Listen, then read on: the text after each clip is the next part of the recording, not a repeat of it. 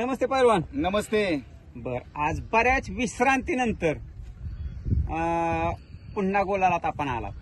अख्खं 1 वर्ष झालं. बरं. जवळजवळ ते 50 ते 55 शर्यती झाले. आम्ही गटालाच मार खात होतो. हा. आणि आज एकदा गट पास झालता.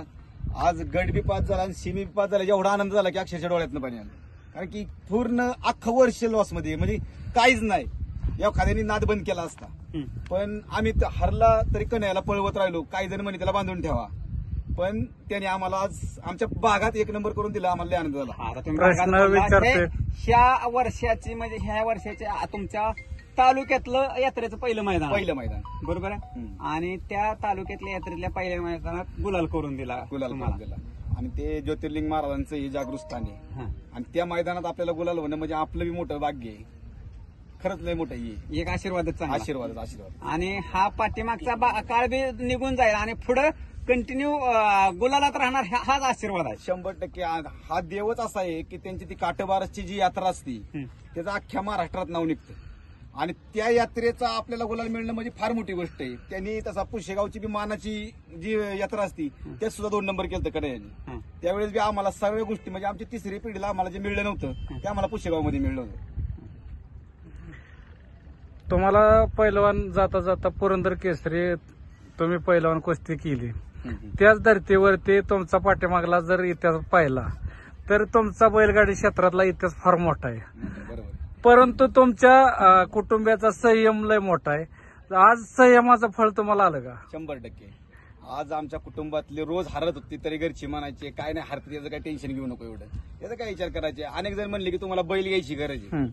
मी अनेक बैल बघितली, 10 लाख 12 लाखापर्यंत बैल मागितली बी, पण काय वाटायचं की आईला बैल घेते. आता जी चालली पद्धत, किती लोकांनी इतक्या पैशाला बैल घेतली त्यांना आता काय ना गट बी पास व्हायला, म्हणजे ह्या गोष्टी होत होत्या. त्यामुळे आपण डायरेक्ट ठरवलं की आपण कन्हैयावर लक्ष द्यायचं. आता माझ्याकडे 2 वासरं आहेत, एकदम चांगल्या क्वालिटीतले आहेत. आपण काही लय पैशाची बैल घेतलेली नाहीत कोणतीच. कन्हैया सुद्धा 1,31,000 रुपयाचा आहे, तो सुद्धा बैल 1,31,000 रुपयाचा आहे. दोन्ही बैल ते सिमीला मार खाला आणि कन्हैयाने आज आमची म्हणजे पूर्ण मनाचं समाधान केलं. ज्यावेळेस पुरंदर तालुक्यातली 2 बैल गुलालात राहिली, कन्हैया आणि पुरंदर. बरोबर. तर पुरंदरवाले दीपक गाठे म्हटले की आम्ही दोघं मित्र आहे, दोघं 1.5 वर्ष झालं गुलालात नव्हतो. हे कारण की त्यांचा सुद्धा बैल ना जवळजवळ 1.5-2 वर्ष झालं गुलालात नव्हती आणि आम्ही 1 वर्ष झालं म्हणजे नव्हतोच गुलालात, म्हणजे कसलाच गुलाल नव्हता, बघायलाच गुलाल नव्हता. तसंच तुमच्या बंधूचा तेजाबाई तो पण आता चर्चेत यायला लागला, त्याच्याबद्दल काय सांगू इच्छिता? देव तर आमच्या घराची शानच होती. तेजाने आमचं नाव भरपूर केलेलं आहे. आणि त्याच्यानंतर कन्हैया, आणि ही दोन्ही सुद्धा बैल आमची घरची भरपूर पळतात. तो सुद्धा बैल आता त्याचं शेवटी म्हणायचं नाही, त्याचं वय भरपूर झालेलं आहे त्या बैलाचं, म्हणजे त्याचा आता जवळजवळ 9-10 वर्षाचा बैल झालाय तो, म्हणजे तेव्हा अजून पळतोय तेच आपलं ही आहे. आणि त्याच्या मागे हा कन्हैया आहेच, आणि कन्हैया मागे अजून 2-4 आहेत. आपण काही लय पैसे 1,00,000-1.5 लाख रुपयाची 2-4 वासर घेतलेली आहेत, त्यातला एखादा पळण तो गाडवायचा. आता दुसरा प्रश्न तुम्हाला विचारतो. चलत्यांनी तुमचा नाद सोडला होता, परत ह्या नादात आला, तुम्हाला काय वाटतं? आता कसं होतं, आमच्या आजोबांपासून नादे. एक आमचा बैल होता उल्हास म्हणून, तर आता इथं लिंबूत मध्ये इकला होता. बरोबर आहे. उल्हास म्हणून भगवंतांना इकला होता बैल. तर आमच्या आजोबांनी सांगितलं जवळ बैल येत नाही तोवर मी खाणार नाही.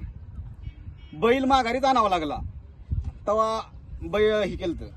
आजोबांनी सांगितलं बैल घरी असला तरच मी खाईन, नाही तर मी खाणार नाही. तो बैल परत भगवंताकडून आम्ही माघारी घेतला होता, फक्त आजोबांसाठी. म्हणजे एवढं प्रेम आमचं बैलांवरती आहे ह्याच्यापासून. ह्या सासवड भागात तुमचं बरंचसं नाव बैलगाडी क्षेत्रात असतात. 100% आहे. आणि बैलगाड्यांमुळेच आपल्याला सगळं मिळालं आहे. माझा धंदे सुद्धा बैलगाड्यांमुळे जोरात चालतात. जे आहे ते नाव आता पहिलं होतं, आता बैलगाड्यात आहे. तसं आता 1.5 वर्षानंतर कन्हैयाने गुलालात आणल्यानंतर आज काय वाटलं? आज मी तुम्हाला खरं सांगतो, कन्हैयाचं यश हे माझ्या एकट्याचं यश नाही. ही असते, अतुल जगताप असतील, ही संतोष असतील, हे बाळा, ही सगळी पोरं, म्हणजे आता या सगळ्यांची नावं घेतली, ही सगळी पोरं अजून घरी आहेत. ह्यांनी लय कष्ट घेतलेले, म्हणजे बैलाला रोज 1.5-2 किलोमीटर चालवणं. आपण काय फक्त नामदारी आहे, पण ह्या पोरांनी भरपूर कष्ट घेतलेले आहेत. आणि त्याचं चीज आज त्यांना दिलेलं आहे. अक्षरशः पोरं रडली आज गुलालात राहिल्यानंतर. इतका आनंद पोरांना झाला, म्हणजे त्या गोष्टीचा आहे ना काही हीच करू शकत नाही. एवढं ती कष्ट रोज रत्तीप द्यायला येतात, काही करतात. रोज हारला तरी कन्हैया आहेच मैदानात, तुम्ही गुलालाच्या अपेक्षेने भरपूर लोकांच्या ड्रायव्हर असन म्हणजे मित्र तुमचा परिवार असन त्यांच्याकडे बैल घालवला, परंतु तिथं सुद्धा यश आला नंतर आज कसं काय तुमच्या दावणीला? आता आपण ज्यांच्याकडे बैल घालवला होता त्यांनी बैल चांगला सांभाळला नाही असं नाही, त्यांनी भरपूर कष्ट घेतले. आमचा गुमशा जाधव आहे, त्यांनी बैलाला पूर्ण कष्ट रोज अवताला हाणा पवनी घाला सगळं करवता. पण शेवटी काय होतं माहितीये का, जी कोणती बी गोष्ट वेळेच्या आधी मिळत नाही, त्याला वेळच यावी लागते. आणि ती वेळ आली आणि आज आमचा 1 नंबर झाला, त्याचा खूप अभिमान आहे आज आम्हाला. आणि आज तुम्ही जोडीदार निवडताना बी आज खोंड निवडलं होतं जोडीला. So आता काय होतं, 1 नंबर मधले बैलवाले काय करतात, बारक्या गाड्यात आणून त्यांच्या गाड्या मारतात. त्यांना ती टॉपची समजा पावती इकडनं घ्यायची गटाची, की हलक्या गाड्या असेल तिथं हाणायची गट काढत. पण त्यात त्यांनी ती हा विचार करत नाहीत की ती 4 गरीब गाडा मालक करून जाणार आहे तुमच्यामुळे. तुम्ही 1 नंबर मध्ये पळताना तुमची निघण पावती तिथंच पळा, पण तुम्ही ह्याच्या त्याच्या पावती पळून त्या 4 गाड्या गरीब गाडा मालकांचा आशीर्वाद घेऊ नका, तो लय वाईट आहे आशीर्वाद. तुमचा पायरा कसा घडून आला आजचा? हा पायरा आमचा आहे ना, आमचा गुंड्या जाधव आमचा सुट्टी मेकर आहे, कन्हैयाचा सुट्टी मेकर आहे, त्यांनी हा पायरा केला आणि ती गाडी पळली. आणि संदीप लकडे आपला नियोजन करतो, त्याला सुद्धा मोठं योगदान म्हणायला लागेल. आणि मग आज खोंड घेऊन राहिला होता तुम्ही, तर तुम्हाला गट निघा पास झाल्यानंतर वाटलं का की आपण नक्कीच आज नाही काय होतं माहितीये का, आम्ही आता 2-3 मैदान, आता ह्याच्या आधीची 3 मैदान आम्ही टॉपच्या गाड्या गटाला मारल्या, सगळ्या जे 1 नंबर करतात ना त्या गटाला मारले. पण आता सीमेला काय व्हायचं, कण्याला बैलच पुरायचा नाही, तासात जायच्या गाड्या. 3 सीमी आम्ही तासात गेलो, पण फक्त बैलामुळे मार खाल्ला नाही आम्ही, म्हणजे शेजारच्या बैलाचा काही ना काही अडचण व्हायची त्यामुळे मार खालता. पण आज सीमी निघाला का, मग म्हणलं आज त्या खोंडाला मानलं पाहिजे, आज कन्हैयावर पळणं म्हणजे सोपं नाहीये, म्हणजे ते आता ती खरंच मानलं पाहिजे तेव्हा. आणि गटाला सेमीला बी फायनलला बी छोट्याने आधीच लगेच हातवर केलेले, फायनलला बी हातवर केलेला आहे, सीमीला तर आधीच टाकून दिला फाड्या. म्हणजे ह्या गोष्टी आहेत. ड्रायव्हरनी बी आपल्या आणि चिकाटीने गाडी हाणली चांगली. आणि भविष्यात आज मी माझ्याकडे अनेक ड्रायव्हर झाले आणि सगळे 1 नंबरचे झाले. भविष्यात छोट्या ड्रायव्हर आज मी माझ्याकडे अनेक ड्रायव्हर झाले आणि सगळे 1 नंबरचे झाले. भविष्यात छोट्या ड्रायव्हर हा 1 नंबरचा ड्रायव्हर, छोट्या ड्रायव्हर माळेगाव हा 1 नंबरचा ड्रायव्हर असणार. आज त्याला कोण हे करत नाही, पण आज मी सांगतो त्याचं की तो भविष्यात 1 नंबरचा ड्रायव्हर असणार.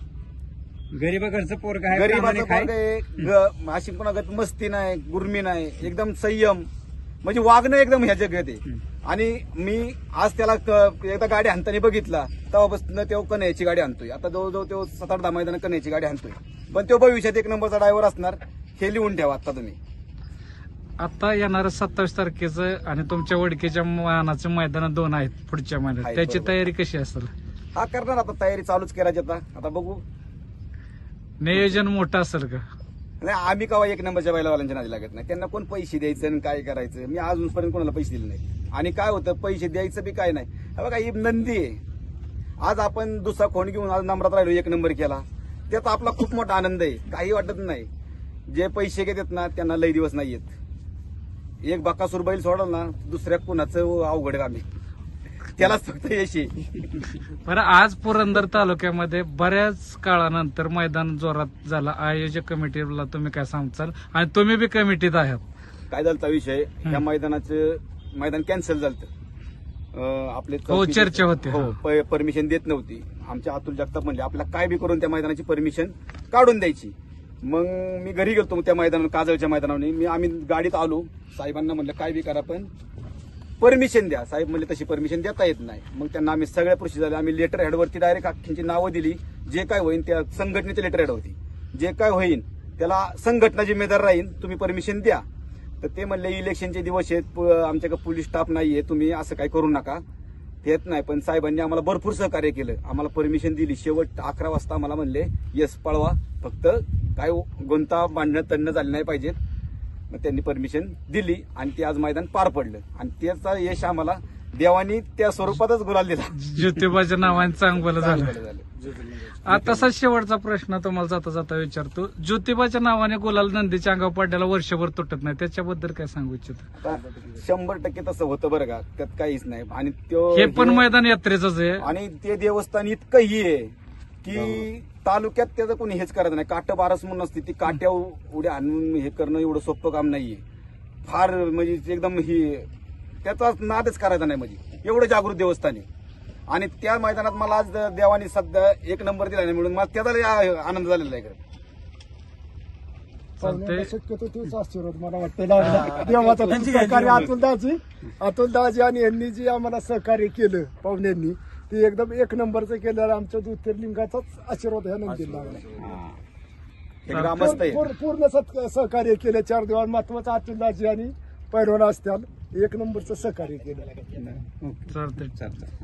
धन्यवाद.